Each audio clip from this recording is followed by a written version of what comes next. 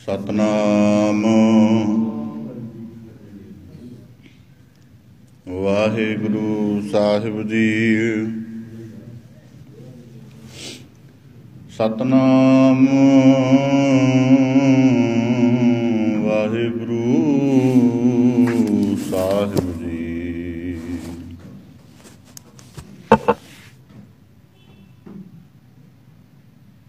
एक अनेक व्यापक पूरक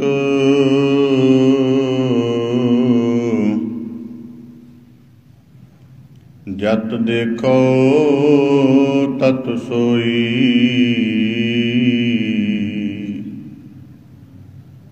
माया चित्र विचित्र विमोहित विरला बूझै कोई। सब गोबिंद है सब गोबिंद है, गोबिंद बिन नहीं कोई।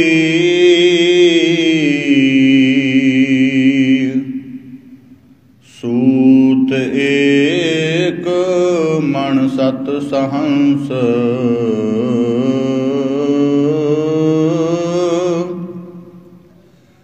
जैसे ओत पोत प्रभ सोई। तो ही मोही मोही तो ही अंतर कैसा। कनक कटक जल तरंग जैसा।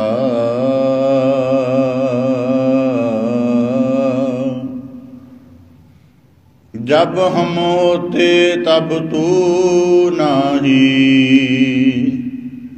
अब तू ही मैं नाही। अनल अगम जैसे लहर में ओधद, जल केवल जल माही। फरीदा कालक खलक में खलक वसै रब माही। मंदा किसनो आखिए, जा तिस बिन कोई नाहे।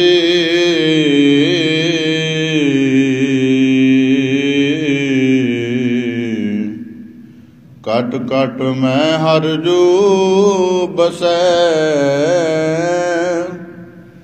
संतन कहयो पुकार।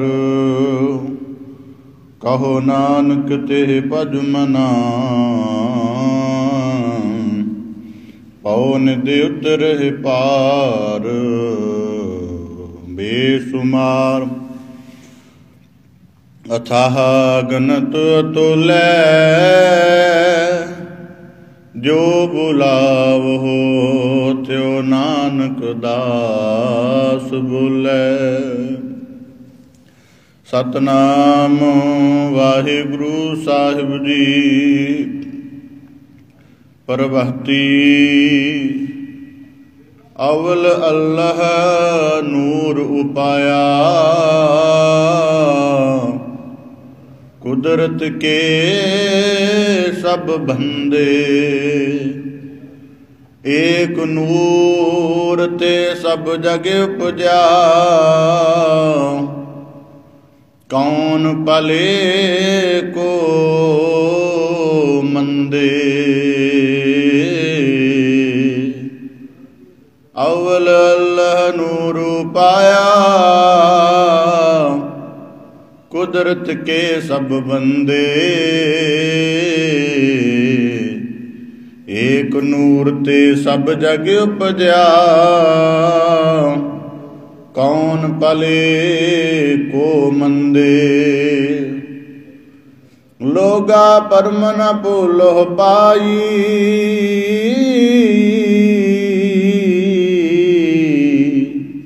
ਖਾਲਿਕ ਖਲਕ ਖਲਕ ਮਹਿ ਖਾਲਿਕ। ਪੂਰ ਰਹਿਓ ਸਰਬ ਠਾਈ ਰਹਾਉ। ਮਾਟੀ ਏਕ ਅਨੇਕ ਭਾਂਤ ਕਰ। ਸਾਜੀ ਸਾਜਨ ਹਾਰੈ। ਨਾ ਕਛ ਪੋਚ ਮਾਟੀ ਕੇ ਭਾਂਡੇ। ਨਾ ਕਛ ਪੋਚ ਕੁੰਭਾਰੈ। ਸਭ ਮੈਂ ਸੱਚਾ ਏਕੋ ਸੋਈ। ਤਿਸ ਕਾ ਕੀਆ ਸਭ ਕਛ ਹੋਈ। ਹੁਕਮ ਪਛਾਨੈ ਸੋ ਏਕੋ ਜਾਣੈ। ਬੰਦਾ ਕਹੀਐ ਸੋਈ। ਅਲਹ ਅਲਖ ਨਾ ਜਾਈ ਲਖਿਆ। ਗੁਰ ਗੁੜ ਦੀਨਾ ਮਿਠਾ। ਕਹਿ ਕਬੀਰ ਮੇਰੀ ਸ਼ੰਕਾ ਨਾਸੀ। ਸਰਬ ਨਿਰੰਜਨ ਡੀਠਾ। ਅਲਹ ਅਲਖ ਨਾ ਜਾਈ ਲਖਿਆ। ਗੁਰ ਗੁੜ ਦੀਨਾ ਮਿਠਾ।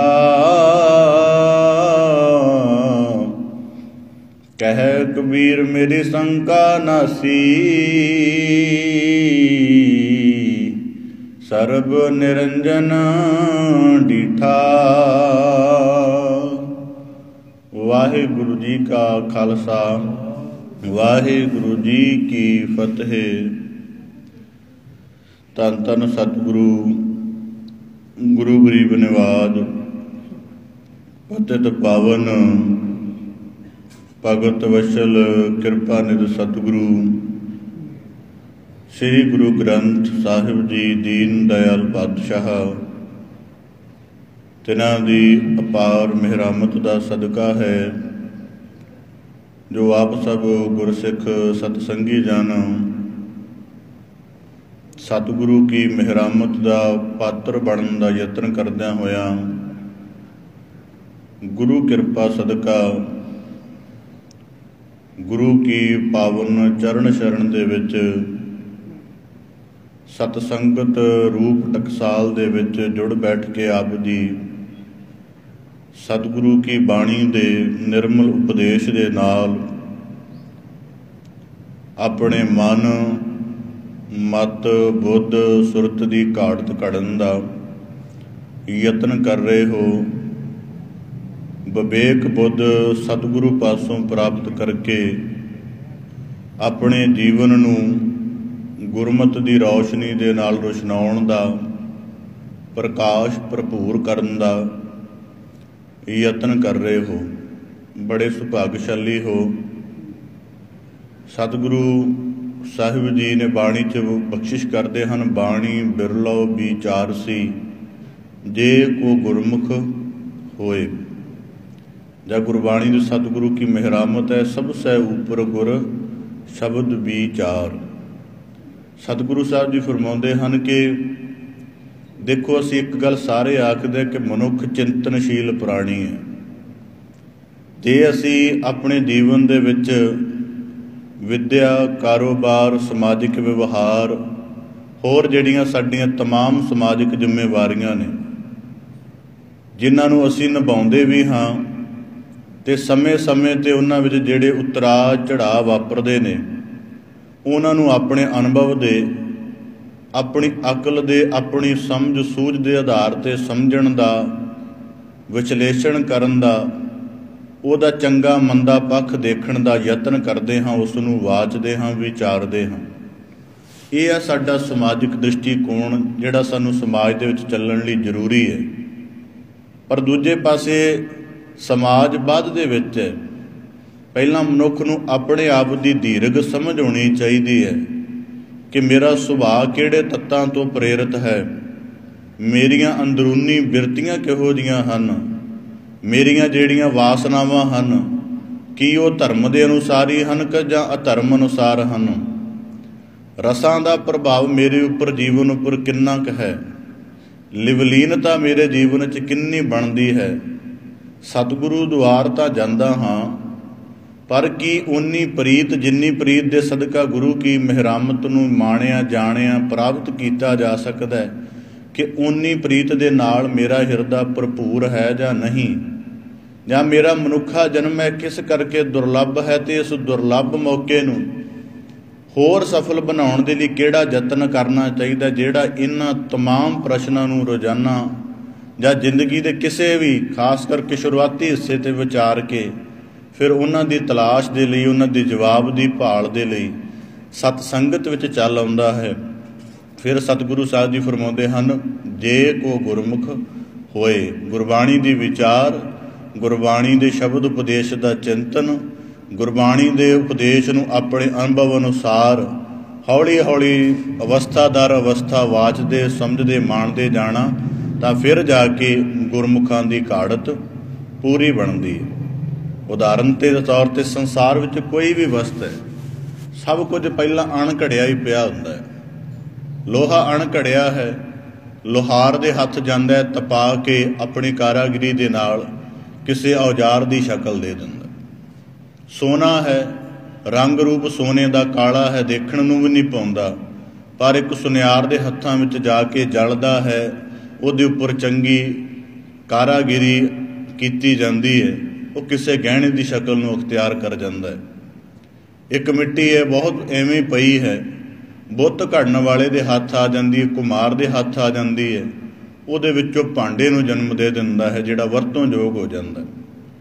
ਇੱਕ ਇਸੇ ਪ੍ਰਕਾਰ ਜਦੋਂ ਗੁਰਸਿੱਖ ਦਾ ਜੀਵਨ ਅਣਘੜਿਆ, ਜਿਹਦੇ ਵਿੱਚ ਕੋਈ ਗਿਆਨ, ਵੈਰਾਗ, ਧਿਆਨ, ਸਿਮਰਨ, ਕੋਈ ਸ਼ੁਭ ਗੁਣਾਂ ਵਾਲੀ ਘਾੜਤ ਨਹੀਂ ਹੈ, ਪਰ ਜਦੋਂ ਮਨੁੱਖ ਸਤ ਸੰਗਤ ਵਿੱਚ ਬੈਠਦਾ ਹੈ ਅਤੇ ਜਿਹੜੀ ਗੁਰੂ ਕਿਰਪਾ ਸਦਕਾ ਕੀਰਤਨ ਕਥਾ ਸ਼ਰਵਣ ਕਰਨੀ ਹੈ, ਇਸ ਨੂੰ ਜੇ ਬਹੁਤ ਗਹਿਰਾ ਜਾ ਕੇ ਵਾਚੋਗੇ ਤਾਂ ਆਪ ਜੀ ਜਾਣ ਲਵੋਗੇ ਕਿ ਇਹ ਸਾਡੀ ਮਨ ਮਤ ਬੁੱਧ ਸੁਰਤ ਦੀ ਘਾੜਤ ਘੜਨ ਵਾਲੀ ਹੀ ਇੱਕ ਟਕਸਾਲ ਹੈ। ਗੁਰਬਾਣੀ ਦਾ ਵਾਕ ਹੈ, ਘੜੀ ਹੈ ਸ਼ਬਦ ਸੱਚੀ ਟਕਸਾਲ ਕੇ ਸ਼ਬਦ ਦੁਆਰਾ ਆਪਣੇ ਅੰਤਰ ਮਨ ਦੀ ਆਪਣੇ ਸਮੁੱਚੇ ਜੀਵਨ ਦੀ ਘਾੜਤ ਘੜੋ। ਸੋ ਆਪ ਜੀ ਬੜੇ ਸੁਭਾਗਸ਼ਾਲੀ, ਗੁਰੂ ਕਿਰਪਾ ਕਰੇ ਐਸੇ ਭਾਵ ਸਾਡੇ ਸਾਰਿਆਂ ਦੇ ਵਿਵਹਾਰ ਅੰਦਰ, ਸਾਡੇ ਸਾਰਿਆਂ ਦੀ ਚਿਤਵਣੀ ਦੇ ਅੰਦਰ ਸਜਗ ਰਹਿਣ ਜੀ। ਲੜੀਵਾਰ ਗੁਰ ਸ਼ਬਦ ਵਿਚਾਰ ਨਾਲ ਜੁੜਨ ਦਾ ਯਤਨ ਕਰੀਏ ਜੀ। ਸ਼ਬਦ ਵਿਚਾਰ ਪ੍ਰਾਰੰਭ ਕਰਨ ਤੋਂ ਪਹਿਲਾਂ ਬੜੇ ਅਦਬ ਸਹਿਤ ਉਚਾਰਨ ਕਰੋ ਜੀ। ਸਤਨਾਮ ਸ੍ਰੀ ਵਾਹਿਗੁਰੂ ਸਾਹਿਬ ਜੀ। ਪ੍ਰਭਾਤੀ ਅਵਲੇ ਅੱਲਾਹ ਨੂਰ ਉਪਾਇਆ, ਕੁਦਰਤ ਕੇ ਸਭ ਬੰਦੇ। ਪ੍ਰਭਾਤੀ ਰਾਗ ਦੇ ਅੰਤਰਗਤ ਆਪ ਜੀ ਭਗਤ ਸਿਰਮੌਰ ਭਗਤ ਕਬੀਰ ਸਾਹਿਬ ਜੀ ਤਿਨਾਂ ਦੀ ਪਾਵਨ ਮੁਬਾਰਕ ਰਸਨਾ ਤੋਂ ਉਚਾਰਨ ਹੋਏ ਗੁਰਬਾਣੀ ਉਪਦੇਸ਼ ਦੀ ਵਿਆਖਿਆ ਸ਼ਰਵਣ ਕਰਨ ਦਾ, ਕਥਨ ਕਰਨ ਦਾ ਅਸੀਂ ਯਤਨ ਕਰ ਰਹੇ ਹਾਂ। ਭਗਤ ਕਬੀਰ ਸਾਹਿਬ ਜੀ ਅੱਜ ਦੇ ਪਾਵਨ ਸ਼ਬਦ ਦੇ ਵਿੱਚ ਮੇਰੇ ਨੁਕਤੇ ਮੁਤਾਬਕ ਜੀਵਨ ਦਾ ਪਹਿਲਾ ਸਟੀਕ ਔਰ ਅਤਿ ਜ਼ਰੂਰੀ ਨੁਕਤਾ ਸਮਝਾ ਰਹੇ ਹਨ। ਭਗਤ ਕਬੀਰ ਸਾਹਿਬ ਜੀ ਦਾ ਵਾਕ ਹੈ, ਅਵਲ ਅੱਲਾਹ ਨੂਰ ਪਾਇਆ, ਕੁਦਰਤ ਕੇ ਸਭ ਬੰਦੇ। ਜੇ ਅਸੀਂ ਇਤਿਹਾਸਕ ਦ੍ਰਿਸ਼ਟੀਕੋਣ ਤੋਂ ਭਗਤ ਕਬੀਰ ਸਾਹਿਬ ਜੀ ਦਾ ਜਿਹੜਾ ਦੇਹ ਕਾਲ ਹੈ ਉਸ ਨੂੰ ਵਾਚੀਏ ਤਾਂ ਇਸ ਸ਼ਬਦ ਦੀ ਜਿਹੜੀ ਉਥਾਨਕਾ ਹੈ ਉਹ ਕਾਫੀ ਸਪਸ਼ਟ ਹੋ ਜਾਂਦੀ ਹੈ, ਕਿਉਂਕਿ ਕੋਈ ਵੀ ਵਿਚਾਰ, ਕੋਈ ਵੀ ਖਿਆਲ, ਕੋਈ ਵੀ ਸਿਧਾਂਤ ਜਦੋਂ ਉਪਜਦਾ ਹੈ, ਪਨਪਦਾ ਹੈ, ਜਾਂ ਉਹ ਆਪਣੀ ਹੋਂਦ ਨੂੰ ਧਾਰਨ ਕਰਦਾ ਹੈ, ਉਦੋਂ ਕੋਈ ਨਾ ਕੋਈ ਹਾਲਾਤ ਉਹਦੇ ਨਾਲ ਜੁੜੇ ਹੁੰਦੇ, ਕੋਈ ਨਾ ਕੋਈ ਪਰਿਸਥਿਤੀਆਂ ਉਹਦੇ ਨਾਲ ਆਪਣਾ ਸੰਬੰਧ ਬਣਾ ਰਹੀਆਂ ਹੁੰਦੀਆਂ। ਅਤੇ ਭਗਤ ਕਬੀਰ ਸਾਹਿਬ ਜੀ ਦੇ ਸਮੇਂ ਦਾ ਸਮਾਜ ਉਹ ਸਮਾਜ ਹੈ ਜਿਹਦੇ ਵਿੱਚ ਵਰਨ ਵੰਡ ਹੈ, ਜਿਹਦੇ ਵਿੱਚ ਜਾਤੀ ਵੰਡ ਹੈ, ਜਿਹਦੇ ਵਿੱਚ ਛੂਆ ਛਾਤ ਵਰਗੇ ਅਮਾਨਵੀ ਰੁਚੀਆਂ ਦੀ ਬੜੀ ਭਰਮਾਰ ਹੈ। ਅਤੇ ਭਗਤ ਕਬੀਰ ਸਾਹਿਬ ਜੀ ਉਸ ਸਮੇਂ ਦੇ ਵਿੱਚ, ਕਿ ਜਿਸ ਸਮੇਂ ਦੇ ਵਿੱਚ ਮਨੁੱਖ ਅਤੇ ਮਨੁੱਖ ਦਾ ਰੰਗ, ਨਸਲ, ਜਾਤ, ਕੁੱਲ ਆਦਿਕ ਕਰਕੇ ਹੀ ਇੰਨਾ ਵਖਰੇਵਾਂ ਹੋ ਗਿਆ कि उन्होंने हायर कंसैप्शन तो परमेश्वर की की मिलनी, उन्होंने आम दुनिया दे विच परमेश्वर की जिहड़ी होंद है वो नहीं नज़र आ रही। तो इस अज के पावन शब्द द्वारा भगत कबीर साहब जी उस अकाल पुरख परम स्वरूप की हस्ती का इस धरती ते किवें अभ्यास हो सकता है। जिवें इसनूं कह लो कि जरूरी नहीं कि जिहड़ी चीज़ सिद्धांत, जे चीज़ सिद्धांत विच ही रह गई, विचार विच ही रह गई, जां कल्पना विच ही रह गई, विश्वास विच ही रह गई, उहदा अमल ना बनिया तां वो धरती ते कोई अपनी रहमत नहीं वरता सकेगी। इस करके जदों भगत साहिबाना ने जां दुनिया के कुल पीरां पैगंबरां ने उस अकाल पुरख नूं एक आख्या जां उसनूं एक रूप दे विच आराध्या जां उहदी हस्ती नूं एक जाणिया, तां उहदां दा मूल भाव इस दे मगर ये सी कि उस एक दा अभ्यास इस जगत दे विच भी पैदा होवे। उस एको दी भावना इत्थे हरेक प्राणी मात्र दे हिरदे अंदर उहदे व्यवहार अंदर समाई होवे। इहदे दो तीन बड़े महत्वपूर्ण नुकते ने। सब तो पहला नुकता यह है कि जदों एको परमेश्वर की संतान हाँ, एको तो उपजे हाँ, फिर वखरेवें वितकरियां दी की थां। दूजी गल, जदों मनुख अपने आप नूं इन्हां संकीर्ण कट्टड़ वखरेविਆਂ दे विच पा लैंदा है ते जिहड़ी मनुख की कुदरती शक्ति मिली हुंदी है वो इहदे तो जांदी रहिंदी है।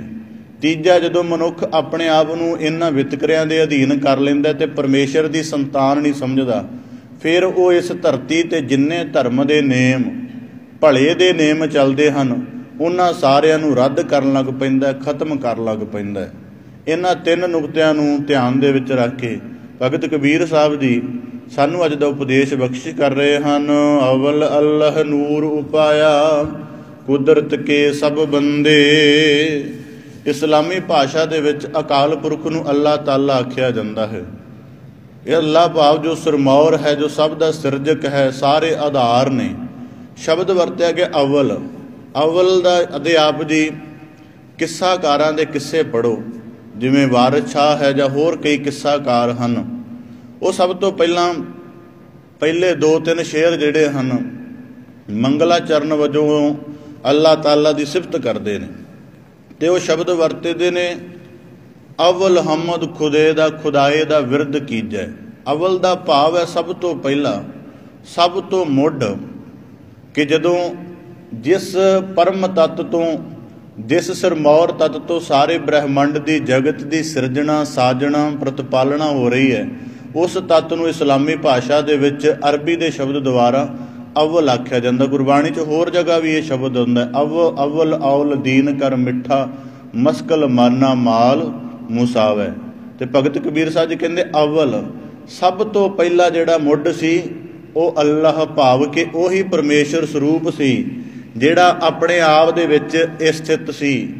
नूर उपाया, हुण इत्थे ये डायमैंशन बड़ी गहरी है कि उत्थे आकार नहीं कहा गया। इत्थे नूर का मतलब की हुंदा चानण। हुण उदाहरण के तौर पर साडे सामने कोई बल्ब बादक तां बल्ब की जिंद जान बल्ब का आकार नहीं है, बल्ब का उहदे अंदर प्रगट होने वाला चानण है जिहदे करके वो रोशनी दिंदा है। तो इस करके भगत कबीर साहब जी ने बड़ा गहरा नुकता दस्सिया कि नूर उपाया, कि उन्हें अपना प्रकाश किया।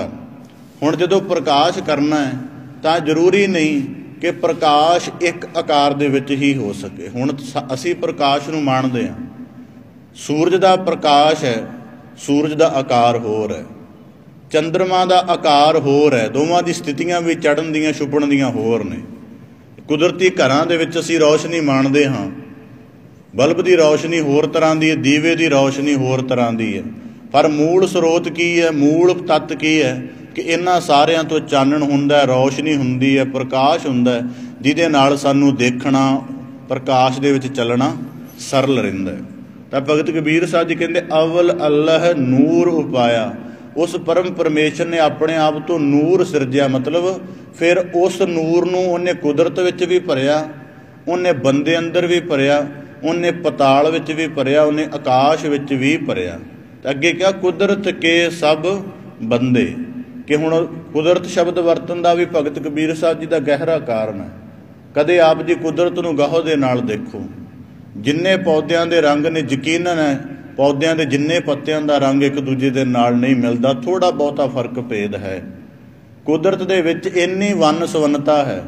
ਤਾਂ ਇਸ ਕਰਕੇ ਗੁਰੂ ਸਾਹਿਬ ਜੀ ਕਹਿੰਦੇ, ਭਗਤ ਕਬੀਰ ਸਾਹਿਬ ਜੀ ਕਹਿੰਦੇ, ਕੁਦਰਤ ਕੇ ਸਭ ਬੰਦੇ, ਕਿ ਇਸੇ ਪ੍ਰਕਾਰ ਭਾਵੇਂ ਇਹਨਾਂ ਦੇ ਅੰਦਰ ਮੂਲ ਸੱਤਿਆ ਪਰਮੇਸ਼ਰ ਇੱਕ ਹੈ, ਪਰ ਕੁਦਰਤ ਵਾਂਗ ਜਿਹੜਾ ਨੂਰ ਉਪਜਿਆ ਹੈ ਉਹ ਬੜੇ ਰੂਪਾਂ ਦੇ ਵਿੱਚ ਪਸਰ ਗਿਆ, ਅਤੇ ਉਹ ਇੰਨੀ ਜ਼ਿਆਦਾ ਅਨੇਕਤਾ ਵਿੱਚ ਪਸਰ ਗਿਆ ਹੈ ਕਿ ਆਮ ਮਨੁੱਖ ਦੇ ਲਈ ਫਰਕ ਕਰਨਾ, ਉਸ ਅਨੇਕਤਾ ਦੇ ਵਿੱਚੋਂ ਏਕਤਾ ਨੂੰ ਚੀਨਣਾ, ਉਹ ਜਿਹੜੀ ਬਹੁਲਤਾ ਬਣੀ ਹੋਈ ਹੈ ਉਹਦੇ ਵਿੱਚ ਇੱਕ ਸਥਿਰ ਦ੍ਰਿਸ਼ਟੀਕੋਣ 'ਤੇ ਰੁਕ ਕੇ ਪਰਮੇਸ਼ਰ ਦੀ ਪਰਮ ਸੱਤ ਸਰੂਪ ਨੂੰ ਚੀਨਣਾ, ਸਮਝਣਾ, ਮੰਨਣਾ, ਇਹ ਵਿਰਲਿਆਂ ਦਾ ਕੰਮ ਹੈ। ਤੇ ਕਹਿੰਦੇ ਕੁਦਰਤ ਕੇ ਸਭ ਬੰਦੇ, ਕਿ ਜਿਵੇਂ ਕੁਦਰਤ ਦੇ ਵਿੱਚ ਏਕਤਾ ਅਨੇਕਤਾ ਕਿਵੇਂ ਹੁੰਦੀ ਹੈ, ਤਾਂ ਇਸੇ ਪ੍ਰਕਾਰ ਭਗਤ ਕਬੀਰ ਸਾਹਿਬ ਜੀ ਕਹਿੰਦੇ ਕੁਦਰਤ ਕੇ ਸਭ ਬੰਦੇ।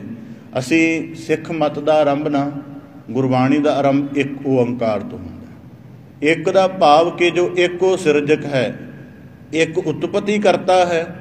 ਅੱਗੇ ਗੁਰੂ ਸਾਹਿਬ ਜੀ ਨੇ ਇੱਕ ਗੁਣ ਰੱਖਿਆ ਹੋਇਆ ਕਰਤਾ ਪੁਰਖ, ਕਿ ਉਹ ਇੱਕੋ ਪਰਮੇਸ਼ਰ ਨੇ ਜਗਤ ਦੀ ਉਤਪਤੀ ਕਰਕੇ ਫਿਰ ਕਰਤਾ ਰੂਪ ਹੋ ਕੇ ਇਸ ਜਗਤ ਵਿੱਚ ਸਮਾ ਗਿਆ। ਇਸ ਗੱਲ ਦਾ ਸਰਲ ਭਾਵ ਇਹ ਹੈ ਕਿ ਅਸੀਂ ਜਿਸ ਅਕਾਲ ਪੁਰਖ ਦੀ ਆਰਾਧਨਾ ਕਰਦੇ ਹਾਂ ਉਹ ਆਪਣੀ ਇਸ ਰਚਨਾ ਦੇ ਵਿੱਚ ਸਮਾਇਆ ਹੋਇਆ। ਜੇ ਉਸ ਨੂੰ ਅਸੀਂ ਗੁਰਬਾਣੀ ਦੇ ਤਲ 'ਤੇ ਜਾਂ ਧਾਰਮਿਕ ਵਿਸ਼ਵਾਸ ਦੇ ਤਲ 'ਤੇ ਮੰਨਦੇ ਹਾਂ ਤਾਂ ਸਾਨੂੰ ਇਹ ਵੀ ਸਾਵਧਾਨੀ ਰੱਖਣ ਦੀ ਲੋੜ ਹੈ ਕਿ ਉਹਦਾ ਹੀ ਨਿਰਮਲ ਸਰੂਪ, ਉਹਦਾ ਹੀ ਜੋਤ ਸਰੂਪ ਇਸ ਖਲਕਤ ਦੇ ਵਿੱਚ ਵਿਚਰ ਰਿਹਾ ਹੈ, ਪਸਰ ਰਿਹਾ ਹੈ, ਵਿਆਪ ਰਿਹਾ ਹੈ। ਅਤੇ ਜੇ ਅਸੀਂ ਇਸ ਖਲਕਤ ਦੀ ਕੋਈ ਹਾਨੀ, ਕੋਈ ਨਰਾਦਰੀ ਕਰਾਂਗੇ ਅਤੇ ਇਹ ਉਸ ਦੇ ਪਰਮ ਸਰੂਪ ਦੀ ਹੀ ਨਰਾਦਰੀ ਹੋਵੇਗੀ। ਜਿਵੇਂ ਬਾਬਾ ਫਰੀਦ ਸਾਹਿਬ ਜੀ ਆਖਦੇ ਨੇ, ਫਰੀਦਾ ਖਾਲਕ ਖਲਕ ਮੈਂ ਖਲਕ ਵਸੈ ਰੱਬ ਮਾਹੇ।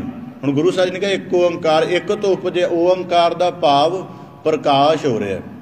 ਹੁਣ ਮਨੁੱਖੀ ਜ਼ਿੰਦਗੀ ਕਿੰਨੇ ਵਖਰੇਵਿਆਂ 'ਚ ਚੱਲਦੀ ਹੈ। ਅੱਜ ਦਾ ਸਮਾਂ ਵਾਚੀਏ, ਸਭ ਤੋਂ ਜਿਹੜੀ ਪਹਿਲਾਂ ਜ਼ਰੂਰੀ ਹੈ, ਸਭ ਤੋਂ ਪਹਿਲੀ ਵੰਡ ਜਿਹੜੀ ਮਨੁੱਖ ਆਪਣੇ ਆਪ 'ਚ ਸਿਰਜਦਾ ਹੈ, ਕੁਦਰਤੀ ਤੌਰ 'ਤੇ ਅਮੀਰ ਗਰੀਬ ਦੀ, ਕਿ ਮੈਂ ਅਮੀਰ ਹਾਂ, ਇਹ ਗਰੀਬ ਹੈ। ਉਸ ਤੋਂ ਅੱਗੇ ਅਗਲੀ ਵੰਡ ਸਿਰਜਦਾ ਮਨੁੱਖ ਸੁੰਦਰਤਾ ਦੀ, ਮੇਰਾ ਰੂਪ ਸੁੰਦਰ ਹੈ, ਦੂਸਰਾ ਕੁਸੋਹਣਾ ਹੈ, ਕੁਰੂਪ ਹੈ। ਅੱਗੇ ਜਾ ਕੇ ਵੰਡ ਸਿਰਜਦਾ ਮਨੁੱਖ ਆਪਣੀ ਭਾਸ਼ਾ ਦੀ, ਮੇਰੀ ਭਾਸ਼ਾ ਉੱਤਮ ਹੈ, ਇਹਦੀ ਨਹੀਂ ਉੱਤਮ। ਮੇਰਾ ਦੇਸ਼ ਚੰਗਾ, ਇਹਦਾ ਦੇਸ਼ ਨਹੀਂ ਚੰਗਾ। ਮੇਰੀ ਕੁੱਲ ਚੰਗੀ, ਇਹਦੀ ਕੁੱਲ ਨਹੀਂ ਚੰਗੀ। ਮੇਰਾ ਧਰਮ ਚੰਗਾ, ਇਹਦਾ ਧਰਮ ਨਹੀਂ ਚੰਗਾ। ਇੰਜ ਦੀਆਂ ਅੱਜ ਦੇ ਸਮੇਂ 'ਚ ਇਸ ਵਕਤ ਤੱਕ ਵਿਚਾਰ ਕੇ ਦੇਖੋ ਕਿ ਅਸੀਂ ਇਹਨਾਂ ਵੰਡਾਂ ਦੇ ਆਧਾਰ 'ਤੇ ਅੱਜ ਤੱਕ ਅਸੀਂ ਆਪਣਾ ਕਿੰਨਾ ਜੀਵਨ ਜੀਵਿਆ ਹੈ। ਕਦੀ ਅਸੀਂ ਧਰਮ ਦੀ ਵੰਡ ਦੇ ਝਗੜੇ ਦੇ ਵਿੱਚ ਪੈ ਜਾਂਦੇ ਹਾਂ, ਕਦੀ ਜਾਤ ਕੁੱਲ ਦੇ ਵਖਰੇਵਿਆਂ ਦੇ ਵਿੱਚ ਪੈ ਕੇ ਅਤੇ ਸਮਾਜਿਕ ਝਗੜਿਆਂ ਦੇ ਵਿੱਚ ਭੁਗਤਦੇ ਹਾਂ, ਕਦੇ ਅਮੀਰ ਗਰੀਬ ਦੀ ਵੰਡ ਦੇ ਵਿੱਚ ਪੈ ਕੇ ਦੂਜਿਆਂ ਦਾ ਤਿਰਸਕਾਰ ਕਰਦੇ ਹਾਂ। ਮਤਲਬ ਸਾਡਾ ਕਿੰਨਾ ਜੀਵਨ ਕਿੰਨੀਆਂ ਕਮਜ਼ੋਰੀਆਂ ਦੇ ਨਾਲ ਭਰਿਆ ਹੋਇਆ। ਅਤੇ ਭਗਤ ਕਬੀਰ ਸਾਹਿਬ ਜੀ ਕਹਿੰਦੇ ਕੁਦਰਤ ਕੇ ਸਭ ਬੰਦੇ, ਜਿਹੜਾ ਸਤਸੰਗੀ ਗੁਰੂ ਗ੍ਰੰਥ ਸਾਹਿਬ ਮਹਾਰਾਜ ਜੀ ਦੀ ਸ਼ਰਨ ਰੋਜ਼ਾਨਾ ਹੁੰਦਾ ਹੈ, ਉਹਦਾ ਭਾਵ ਹੈ ਕਿ ਜੇ ਉਹਨੇ ਇੱਕ ਓਅੰਕਾਰ ਨੂੰ ਨਮਸਕਾਰ ਕਰ ਦਿੱਤੀ ਹੈ ਅਤੇ ਉਹਨੂੰ ਇੱਕ ਓਅੰਕਾਰ ਵਰਗਾ ਹੀ ਅਭਿਆਸ ਧਾਰਨ ਕਰਨਾ ਪਏਗਾ। ਕਾਰ ਦਾ ਮਤਲਬ ਕੀ ਹੈ ਕਿ ਜਿੰਨੇ ਰੂਪ, ਰੰਗ, ਆਕਾਰ, ਜਿੰਨਾ ਕੁਝ ਬਣਨਾ ਹੈ, ਇਹ ਸਾਰਾ ਨਵਾਂ ਬਣਦਿਆਂ ਹੋਇਆਂ ਵੀ ਤੈਨੂੰ ਪ੍ਰਵਾਨ ਹੋਏਗਾ। ਤੂੰ ਇਹਨੂੰ ਪਰਮੇਸ਼ਰ ਦਾ ਮੌਲ ਦਾ ਹੋਇਆ ਨੇਮ ਹੀ ਸਮਝੇਗਾ। ਅੱਗੇ ਗੁਰਬਾਣੀ ਦਾ ਪਾਵਨ ਸਿਧਾਂਤ, ਏਕ ਪਿਤਾ ਏਕ ਸਕੇ ਹਮ ਮੁਬਾਰਕ, ਤੂੰ ਮੇਰਾ ਗੁਰਹਾਈ। ਇਹਨੂੰ ਬੜਾ ਸਰਲ ਜਿਹੀ ਉਦਾਹਰਣ ਦੱਸਾਂ। ਮਾਤਾ ਪਿਤਾ ਇੱਕ ਹੈ, ਉਸ ਤੋਂ ਉਤਪਤੀ ਹੋਣ ਵਾਲੀ ਸੰਤਾਨ ਜਿਨ੍ਹਾਂ ਦੀ ਗਿਣਤੀ ਮੰਨ ਲਓ 3 ਜਾਂ 4 ਹੋਵੇ। ਉਦਾਹਰਨ ਦੇ ਤੌਰ 'ਤੇ ਇੱਕੋ ਮਾਤਾ ਪਿਤਾ ਤੋਂ ਉਪਜਦੇ ਨੇ, ਤਿੰਨਾਂ ਦੇ ਰੰਗ ਰੂਪ, ਸਰੀਰਕ ਬਣਤਰ 'ਚ ਵੀ ਫਰਕ ਹੈ, ਸੁਭਾਅ ਦੇ ਵਿੱਚ ਵੀ ਫਰਕ ਹੈ, ਅਤੇ ਉਹਨਾਂ ਦੀ ਸੋਚਣੀ ਦੇ ਵਿੱਚ ਵੀ ਫਰਕ ਹੈ। ਹੁਣ ਮਨੁੱਖ ਕਹੇਗਾ ਉਪਜੇ ਤਾਂ ਇੱਕੋ ਤੋਂ ਹਨ, ਫਰਕ ਭੇਦ ਕੀ ਹੈ? ਇਹੀ ਤਾਂ ਕੁਦਰਤ ਦਾ ਕਮਾਲ ਹੈ ਕਿ ਜਦੋਂ ਉਪਜਾਉਂਦੀ ਇੱਕ ਤੋਂ ਹੈ, ਪਰ ਜਦੋਂ ਉਪਜਦਾ ਹੈ ਤਾਂ ਉਹਦਾ ਪਸਾਰ ਬੜਾ ਵੱਡਾ ਹੋ ਜਾਂਦਾ। ਇਹਨੂੰ ਹੋਰ ਸਰਲ ਸਮਝਣਾ ਹੋਵੇ, ਜਦੋਂ ਬੀਜ ਹੈ ਕਿਸੇ ਰੁੱਖ ਦਾ ਬੀਜ, ਉਹ ਆਪਣੇ ਆਪ ਦੇ ਵਿੱਚ ਇਕਾਗਰ ਹੁੰਦਾ, ਇੱਕੋ ਤਰ੍ਹਾਂ ਦਾ ਹੀ ਆਕਾਰ, ਇੱਕੋ ਰੰਗ ਹੁੰਦਾ ਹੈ। ਪਰ ਜਦੋਂ ਬੀਜ ਉਹ ਬੋ ਦਿੱਤਾ ਜਾਂਦਾ, ਪੌਦਾ ਹੋ ਕੇ, ਰੁੱਖ ਹੋ ਕੇ ਆਪਣਾ ਵਿਸਥਾਰ ਕਰਦਾ ਹੈ, ਉਹਦੀਆਂ ਸ਼ਾਖਾਵਾਂ ਦਾ ਰੰਗ ਹੋਰ, ਉਹਦਿਆਂ ਪੱਤਿਆਂ ਦਾ ਰੰਗ ਹੋਰ, ਉਹਦੇ ਫੁੱਲਾਂ ਦਾ ਰੰਗ ਹੋਰ, ਉਹਦੀਆਂ ਜੜ੍ਹਾਂ ਦਾ ਰੰਗ ਹੋਰ, ਉਹਦੇ ਤਣੇ ਦਾ ਰੰਗ ਹੋਰ। ਔਰ ਸੱਚੀ ਗੱਲ ਹੈ, ਕਬੀਰ ਸਾਹਿਬ ਜੀ ਕਹਿੰਦੇ ਕਿ ਅਗਰ ਜੇ ਕੁਦਰਤ ਦੇ ਵਿੱਚ ਵਿਭਿੰਨਤਾ ਨਾ ਹੋਵੇ, ਜੇ ਕੁਦਰਤ ਦੇ ਵਿੱਚ ਇੰਨੀ ਵੰਨ ਸੁਵੰਨਤਾ ਨਾ ਹੋਵੇ, तां ये जिहड़ी कुदरत है साजगार ना लगे। हुण वन सुवनता की गल चल रही कि वन सुवनता ही नाम रस पैदा करती है। किसी बगीचे दे विच चले जाओ, एक तरह के फुल होण, पहली गल तां एक तरह का फुल कदी होया ही नहीं। आप जी कोई भी फुल देख लो, उहदे विच 2-3 रंग मौजूद होणगे, वक्री गल है असीं एक वारी समझदे, पर बरीक दृष्टि दे नाल देखोगे तो उहदे विच भी 2-3 रंग पए होए। बगीचे विच मनुख जांदा है ते बगीचा काहदे करके सुंदर लगदा है कि उत्थे बड़ियां भांतां दे फुल हन, बड़े प्रकार दे उत्थे सुंदर फुल हन ते ओह मन नूं मोहित करदे हन।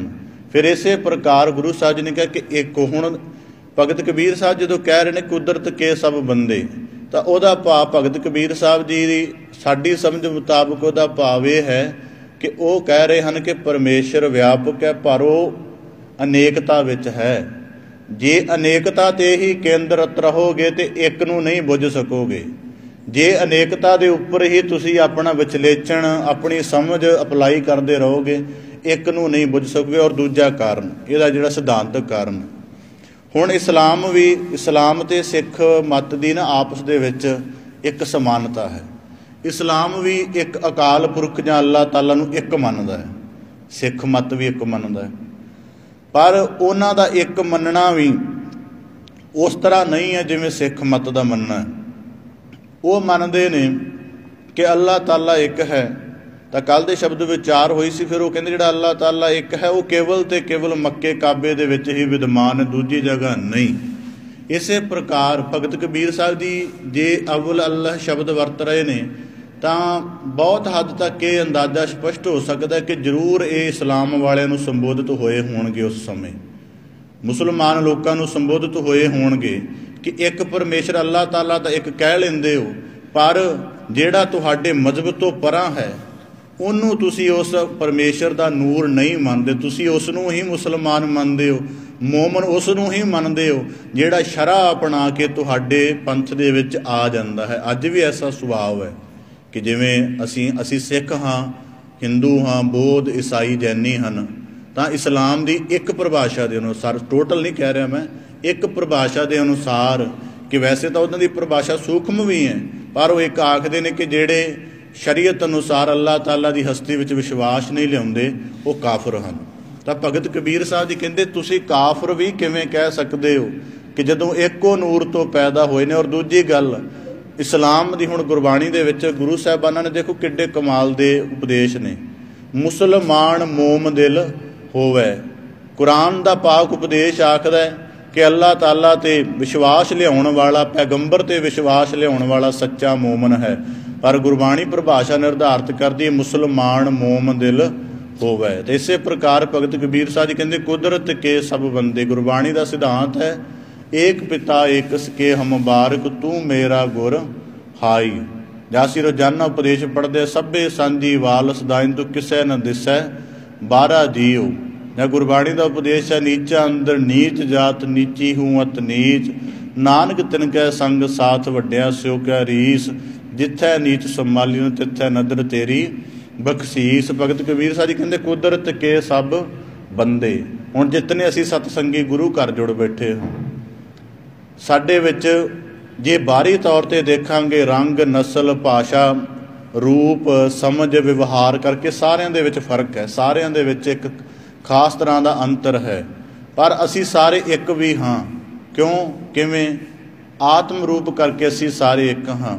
वही आत्मा का प्रकाश जो मेरे अंदर व्यापक है, जिदे करके बोलना सुनना संभव हो रहा है, वही आत्म रूप प्रकाश तुहाडे अंदर करके है। इस करके भगत कबीर साहब ने कहा कुदरत रूप दे विच जे तू बाहरी शरीरां बाहरी आकारां बाहरी रंगां दे उपर ही केंद्रित रहेगा तो तू परमेश्वर के परम स्वरूप नूं नहीं चीन सकेगा। तो जदों परमेश्वर के परम स्वरूप नूं नहीं चीनेगा तो तू वखरेवें पैदा करेगा, फिर उन्हां वखरेवियां दे विच तू धर्म नूं भी लै आवेगा, सियासत नूं भी लै आएगा, सब चीज़ां नूं लै आएगा। तो इस धरती जिहड़ी सच्चे की है कोठड़ी सच्चे का विश्वास, इनू इन्नी दुखद इन्नी मुसीबतां इन्नी कमज़ोर गल्लां दे नाल भर देगा कि ये सच वस्त नहीं लगेगी। एक नूर ते सब जग उपजया कौन भले को मंदे। तो भगत कबीर साहब जी जिवें उदाहरण के तौर पर कितने बल्ब जग रहे हैं इत्थे, पर रोशनी तो एक है। ਅਨੇਕਾਂ ਜੀਵ ਇਸ ਸੰਸਾਰ ਦੇ ਉੱਪਰ ਵਿਚਰ ਰਹੇ ਨੇ, ਪਰ ਆਤਮ ਜੋਤ ਸੱਤਾ ਸਾਰਿਆਂ ਦੀ ਇੱਕ ਹੈ। ਇਸੇ ਪ੍ਰਕਾਰ ਇਤਨਾ ਜਗਤ ਵਸ ਰਿਹਾ, ਪਰ ਆਕਾਸ਼ ਇੱਕੋ ਹੈ। ਸਿਆਣੇ ਵਿਦਵਾਨ ਆਖਦੇ ਨੇ ਕਿ ਜੇ ਬੰਦੇ ਨੇ ਇੱਕ ਓਂਕਾਰ ਨੂੰ ਸਮਝਣਾ ਹੋਵੇ ਨਾ, ਤਾਂ ਕੁਦਰਤ ਹੀ ਉਹਨੂੰ ਬੜੇ ਸੌਖੇ ਤਰੀਕੇ ਨਾਲ ਸਮਝਾ ਰਹੀ ਹੈ। ਸੂਰਜ ਇੱਕ ਹੈ, ਚੰਦਰਮਾ ਇੱਕ ਹੈ, ਹਵਾ ਦਾ ਕੋਈ ਰੂਪ ਰੰਗ ਆਕਾਰ ਨਹੀਂ ਹੈ, ਪਾਣੀ ਦਾ ਕੋਈ ਰੂਪ ਰੰਗ ਸੁਭਾਅ ਗੁਣ ਨਹੀਂ ਹੈ। ਹੁਣ ਸੂਰਜ ਇੱਕ ਹੈ। ਸੂਰਜ ਨੇ ਕਦੀ ਵਿਤਕਰਾ ਨਹੀਂ ਕੀਤਾ ਕਿ ਮੇਰੀ ਰੌਸ਼ਨੀ ਰੂੜੀ 'ਤੇ ਕਿਉਂ ਪੈ ਰਹੀ ਹੈ, ਮੇਰੀ ਰੌਸ਼ਨੀ ਫੁੱਲ 'ਤੇ ਕਿਉਂ ਪੈ ਰਹੀ ਹੈ। ਇਸੇ ਪ੍ਰਕਾਰ ਹਵਾ ਨੇ ਕਦੀ ਭੇਦ ਨਹੀਂ ਕੀਤਾ ਕਿ ਮੈਂ ਇਸ ਮਹੱਲੇ ਨਹੀਂ ਵਗਣਾ ਅਤੇ ਉਹ ਅਗਲੇ ਪਿੰਡ ਜਾ ਕੇ ਵਗਣਾ ਹੈ। ਉਹ ਸਮਾਨ ਰੂਪ ਦੇ ਵਿੱਚ ਵਰਤਦੀ ਹੈ।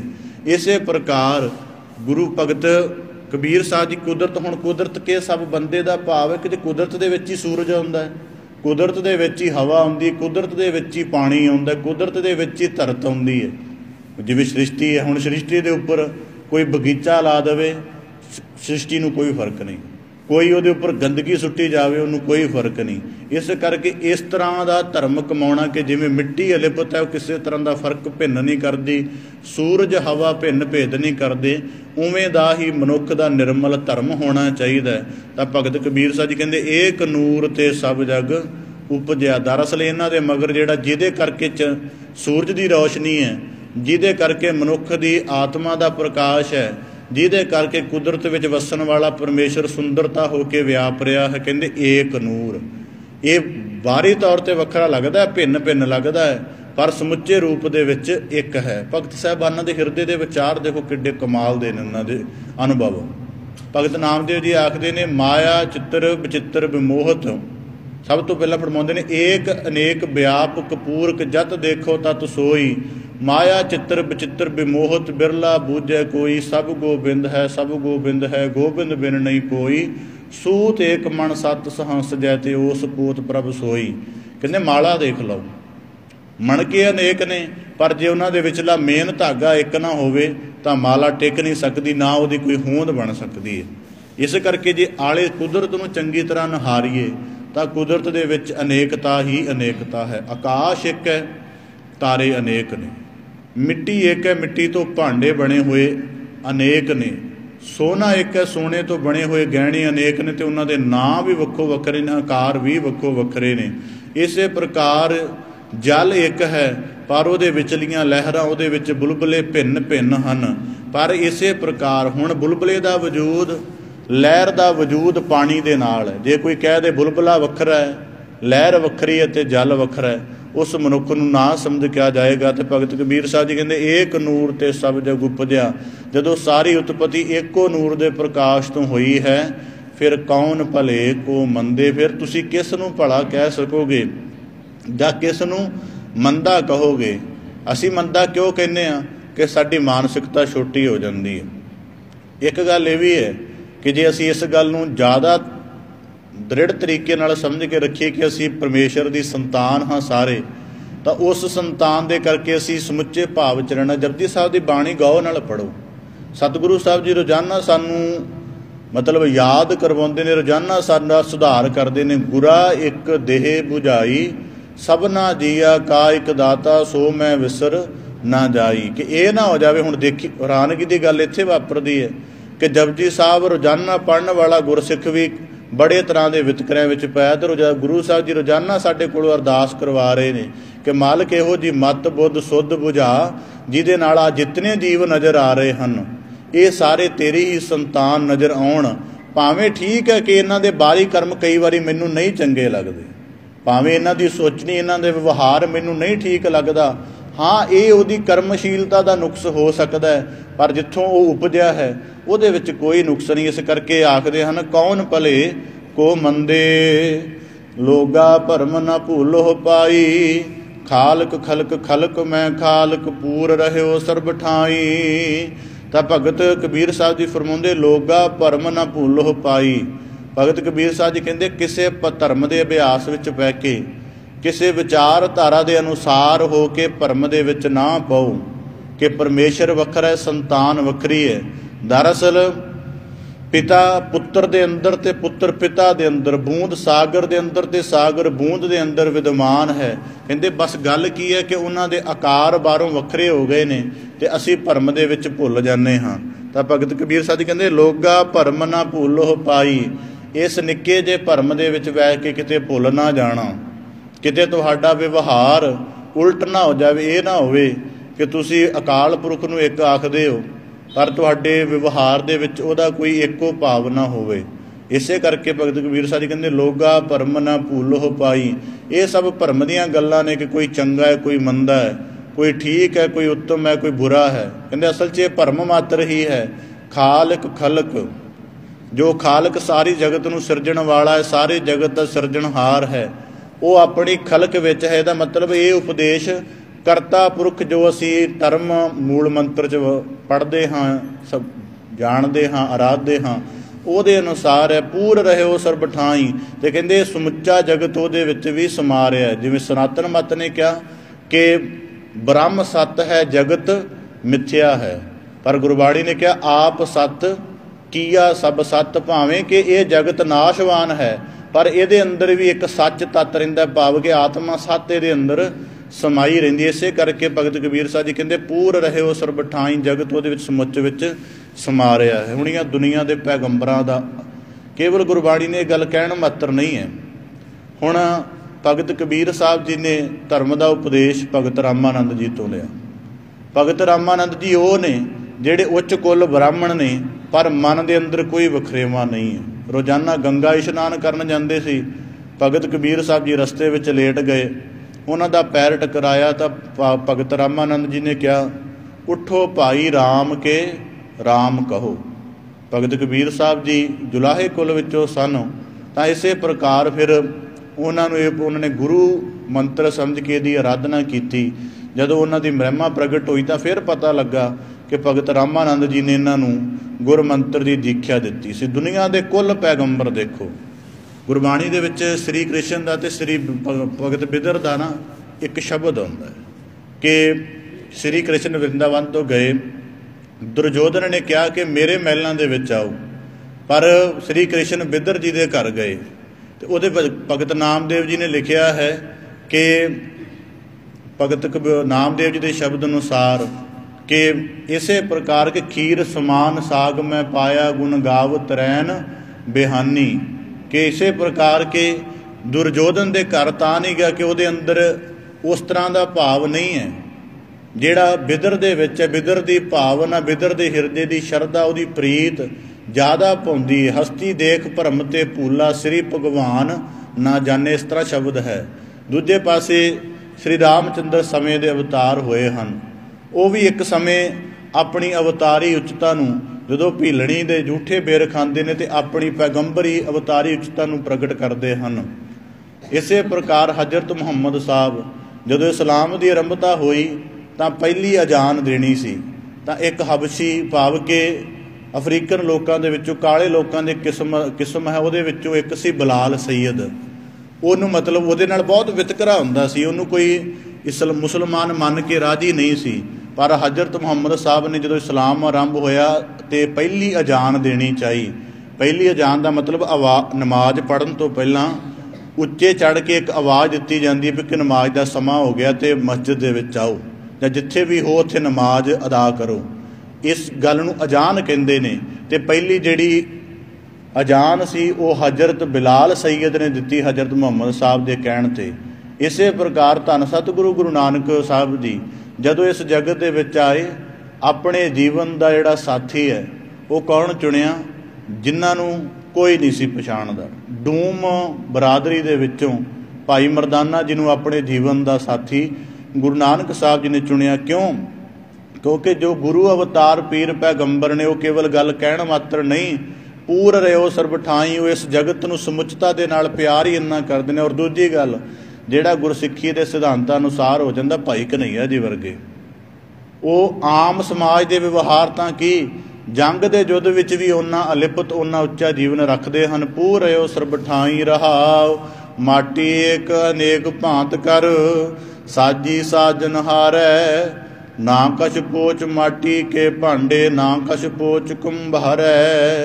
ਤਾਂ ਭਗਤ ਕਬੀਰ ਸਾਹਿਬ ਜੀ ਕਹਿੰਦੇ ਫਰਕ ਕਿਉਂ ਕਰਨਾ ਹੈ? ਮਿੱਟੀ ਇੱਕ ਹੈ, ਉਹਦੇ ਤੋਂ ਬਣੇ ਹੋਏ ਭਾਂਡੇ ਅਨੇਕ ਨੇ, ਉਹ ਬੜੇ ਆਕਾਰਾਂ ਕਰਕੇ ਬਣੇ ਨੇ, ਉਹਨਾਂ ਦੇ ਨਾਮ ਵੀ ਵੱਖੋ ਵੱਖਰੇ ਰੱਖੇ ਹੋਏ ਹਨ, ਪਰ ਇਹਨਾਂ ਦਾ ਸਾਜਣਹਾਰ ਇੱਕੋ ਹੀ ਹੈ। ਨਾ ਕਛ ਪੋਚ, ਨਾ ਇਹ ਮਿੱਟੀ ਦੇ ਵਿੱਚ ਨੁਕਸ ਹੈ, ਨਾ ਭਾਂਡਿਆਂ ਵਿੱਚ ਕੋਈ ਅਪੂਰਨਤਾ ਹੈ, ਨਾ ਇਹਨਾਂ ਦੇ ਸਿਰਜਣ ਵਿੱਚ ਹੈ। ਅਪੂਰਨਤਾ ਜਾਂ ਘਾਟ ਹੈ ਤਾਂ ਉਹ ਸਾਡੇ ਦ੍ਰਿਸ਼ਟੀਕੋਣ ਵਿੱਚ ਜਿਹੜਾ ਅਸੀਂ ਉਸ ਨੂੰ ਵੱਖਰਾ ਵੱਖਰਾ ਕਰਕੇ ਤੇ ਉਹਦੇ ਵਿੱਚ ਫਰਕ ਕਰ ਲੈਂਦੇ, ਉਹਨੂੰ ਸਮੁੱਚਤਾ ਦੇ ਵਿੱਚ ਨਹੀਂ ਦੇਖਦੇ ਹਾਂ। ਗੁਰਮੁਖ ਦੇ ਜੀਵਨ ਦਾ ਇੱਕ ਲੱਛਣ ਇਹ ਵੀ ਹੁੰਦਾ ਹੈ ਕਿ ਉਹ ਜਿਤਨਾ ਵੀ ਕੁਝ ਦੇਖਦਾ ਹੈ ਉਹਨੂੰ ਸਮੁੱਚਤਾ ਦੇ ਵਿੱਚ ਦੇਖਦਾ ਹੈ, ਉਹਨੂੰ ਵੱਖਰਾ ਵੱਖਰਾ ਕਰਕੇ ਨਹੀਂ ਦੇਖਦਾ, ਉਸ ਚੀਜ਼ਾਂ ਦੇ ਸਾਂਝੇ ਸੰਬੰਧ ਵੇਖਦਾ ਹੈ। ਇਸ ਕਰਕੇ ਉਹਦੇ ਲਈ ਕੋਈ ਬੁਰਾ ਨਹੀਂ ਹੋ ਜਾਂਦਾ। ਉਹ ਕਹਿੰਦਾ ਸਭ ਗੋਬਿੰਦ ਹੈ। ਭਗਤ ਰਵਿਦਾਸ ਜੀ ਫਰਮਾਉਂਦੇ ਹਨ, ਆਖਦੇ ਨੇ ਮਾਲਕ ਤੇਰਾ ਤੇ ਸਾਡਾ ਫਰਕ ਕਿੰਨਾ ਹੈ? ਤੋਹੀ ਮੋਹੀ ਮੋਹੀ ਤੋਹੀ ਅੰਤਰ ਕੈਸਾ, ਕਨਕ ਕਟਕ ਜਲ ਤਰੰਗ ਜੈਸਾ। ਗਾ ਫਰਕ ਕਿਵੇਂ ਆਣਾ? ਕਹਿੰਦੇ ਜਿਵੇਂ ਜਲ ਤੇ ਉਹਦੇ ਵਿੱਚ ਬਣੀਆਂ ਲਹਿਰਾਂ, ਸੋਨਾ ਤੇ ਸੋਨੇ ਤੋਂ ਬਣੇ ਹੋਏ ਗਹਿਣੇ, ਇੰਨਾ ਕੀ ਫਰਕ ਹੈ ਸਾਡੇ ਤੇ ਤੇਰੇ ਵਿੱਚ। ਗੁਰੂ ਗੋਬਿੰਦ ਸਿੰਘ ਮਹਾਰਾਜ ਜੀ ਫਰਮਾਉਂਦੇ ਹਨ, ਹਿੰਦੂ ਤੁਰਕ ਕੋਊ ਰਾਫਦੀ ਇਮਾਮ ਸ਼ਾਫੀ, ਮਾਨਸ ਕੀ ਜਾਤ ਸਭੈ ਏਕੈ ਪਹਿ ਚਾਨ ਬੋਝਾ। ਰੋਜ਼ਾਨਾ ਵਾਕ ਪੜ੍ਹਦੇ ਸਭ ਮੈਂ ਜੋਤ ਜੋਤ ਹੈ ਸੋਈ। ਤਾਂ ਭਗਤ ਕਬੀਰ ਸਾਹਿਬ ਜੀ ਕਹਿੰਦੇ ਨਾ ਕਛ ਪੋਚ ਕੁੰਭਾਰੈ, ਇਹਨਾਂ ਨੂੰ ਸਾਜਣ ਵਾਲਾ ਵੀ ਅਪੂਰਨ ਨਹੀਂ ਹੈ, ਸਭ ਕੁਝ ਪੂਰਨ ਹੈ, ਬਸ ਮਨੁੱਖ ਦੇ ਦ੍ਰਿਸ਼ਟੀਕੋਣ ਛੋਟੇ ਹੋ ਜਾਂਦੇ ਹਨ। ਸਭ ਮੈਂ ਸੱਚਾ ਏਕੋ ਸੋਈ, ਤਿਸ ਕਾ ਕੀਆ ਸਭ ਕਛ ਹੋਈ। ਤਾਂ ਭਗਤ ਕਬੀਰ ਸਾਹਿਬ ਜੀ ਫਰਮਾਉਂਦੇ ਸਾਰਿਆਂ ਅੰਦਰੋਂ ਸੱਚਾ ਪਰਮੇਸ਼ਰ ਵਿਦਮਾਨ ਹੈ, ਉਹਦਾ ਕੀਤਾ ਹੀ ਸਾਰੇ ਜਗਤ ਵਿੱਚ ਵਰਤਦਾ ਹੈ। ਜੇ ਉਹ ਇੱਕੋ ਹੈ ਤੇ ਉਹਦੀ ਸੰਤਾਨ ਨੂੰ ਵੀ ਇੱਕ ਸਮਝਣਾ ਚਾਹੀਦਾ ਹੈ। ਹੁਕਮ ਪਛਾਨੈ ਸੋ ਇੱਕੋ ਜਾਣੈ। ਹੁਕਮ ਦਾ ਭਾਵ ਕਿ ਹੁਕਮੀ ਪਰਮੇਸ਼ਰ ਜਿਹਨੇ ਸਿਰਜਣਾ ਕੀਤੀ, ਭਾਵੇਂ ਉਹਦੇ ਹੁਕਮ ਦੇ ਵਿੱਚ ਵੰਨ ਸਵੰਨਤਾ ਅਨੇਕਤਾ ਉਪਜ ਗਈ, ਪਰ ਅੱਗੇ ਕਿਹਾ ਇੱਕੋ ਜਾਣੈ। ਪਹਿਲਾਂ ਹੁਕਮ ਨੂੰ ਪਛਾਣੇ ਕਿ ਉਤਪਤੀ ਇੱਕ ਤੋਂ ਹੋਈ ਹੈ, ਪਰ ਇੱਕ ਤੋਂ ਉਤਪਤੀ ਹੋਣ ਕਰਕੇ ਅਨੇਕਾਂ ਰੂਪ ਬਣ ਗਏ ਨੇ, ਪਰ ਇੱਕੋ ਜਾਣੈ। ਕਹਿੰਦੇ ਜਿਹੜਾ ਇਸ ਸਿਧਾਂਤ ਦੇ ਉੱਪਰ ਟਿਕਿਆ ਰਹਿੰਦਾ ਕਿ ਇੱਕੋ ਰੂਪ ਦੇ ਵਿੱਚ ਉਸ ਨੂੰ ਜਾਣਦਾ, ਭਗਤ ਕਬੀਰ ਸਾਹਿਬ ਜੀ ਕਹਿੰਦੇ ਬੰਦਾ ਕਹੀਏ ਸੋਈ।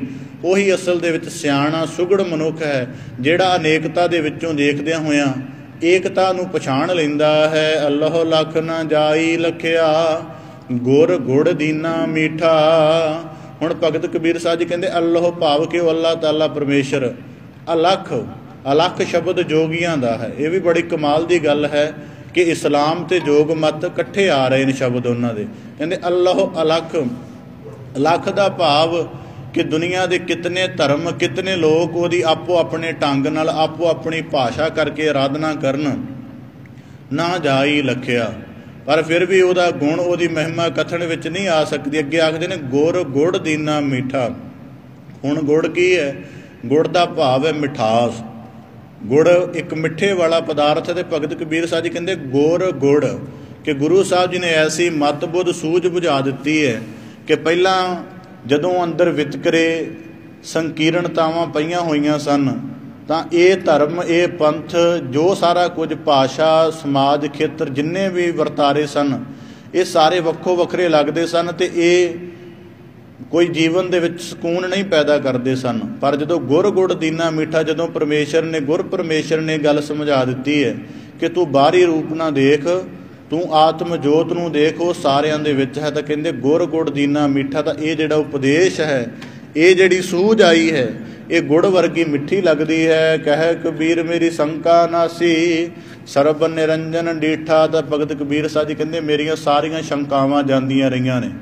ਮੈਨੂੰ ਹੁਣ ਕਿਸੇ ਵਿਤਕਰੇ ਦਾ, ਕਿਸੇ ਊਚ ਨੀਚ ਦਾ, ਛੂਆ ਛਾਤ ਦਾ, ਅਮੀਰ ਗਰੀਬ ਦਾ, ਬ੍ਰਾਹਮਣ ਸ਼ੂਦਰ ਦਾ ਕੋਈ ਵਰਨ ਭੇਦ ਦਾ ਫਰਕ ਨਹੀਂ ਰਹਿ ਗਿਆ। ਨਾ ਮੈਂ ਇਹਨਾਂ ਨੂੰ ਕੁਝ ਜਰਾ ਜਿੰਨਾ ਹੀ ਮੰਨਦਾ, ਕਿਉਂਕਿ ਸਰਬ ਨਿਰੰਜਨ ਡੀਠਾ। ਮੈਂ ਸਾਰਿਆਂ ਦੇ ਅੰਦਰ, ਭਾਵੇਂ ਜੀਵਾਂ ਦੇ ਬਾਹਰੀ ਕਰਮ ਮੈਲੇ ਹੋਣ, ਪਰ ਉਹਨਾਂ ਦੇ ਅੰਦਰ ਜਿਹੜੀ ਵਿਆਪਕ ਸੱਤਾ ਹੈ ਉਹ ਨਿਰੰਜਨ ਭਾਵ ਮਾਇਆ ਦੇ ਪ੍ਰਭਾਵ ਤੋਂ ਰਹਿਤ ਹੈ। ਸੋ ਅੱਜ ਦੇ ਪਾਵਨ ਸ਼ਬਦ ਦੇ ਵਿੱਚ ਭਗਤ ਕਬੀਰ ਸਾਹਿਬ ਜੀ ਨੇ ਸਾਨੂੰ ਉਹ ਮਹੱਤਵਪੂਰਨ ਸਿਧਾਂਤ ਦ੍ਰਿੜ ਕਰਵਾਇਆ ਹੈ ਕਿ ਇਸ ਜਗਤ ਦੇ ਵਿੱਚ ਵਿਚਰੀਏ, ਕਿਸੇ ਪ੍ਰਕਾਰ ਦੀ ਵਿਤਕਰੇ ਦੀ, ਵੱਖਰਤਾ ਦੀ ਕੋਈ ਵੀ ਭਾਵਨਾ, ਕੋਈ ਵੀ ਖਿਆਲ ਹੈ, ਉਹਨੂੰ ਗੁਰੂ ਕੇ ਸਿੱਖ ਨੇ ਆਪਣੇ ਜੀਵਨ ਦੇ ਵਿੱਚ, ਵਿਵਹਾਰ ਦੇ ਵਿੱਚ ਕੋਈ ਥਾਂ ਨਹੀਂ ਦੇਣੀ ਹੈ। ਸਤਿਗੁਰੂ ਸਾਹਿਬ ਕਿਰਪਾ ਕਰਨ, ਪਾਵਨ ਸ਼ਬਦ ਦਾ ਭਾਵ ਉਪਦੇਸ਼ ਸਾਡੇ ਸਾਰਿਆਂ ਦੇ ਹਿਰਦੇ ਅੰਦਰ ਵਸ ਜਾਏ ਜੀ।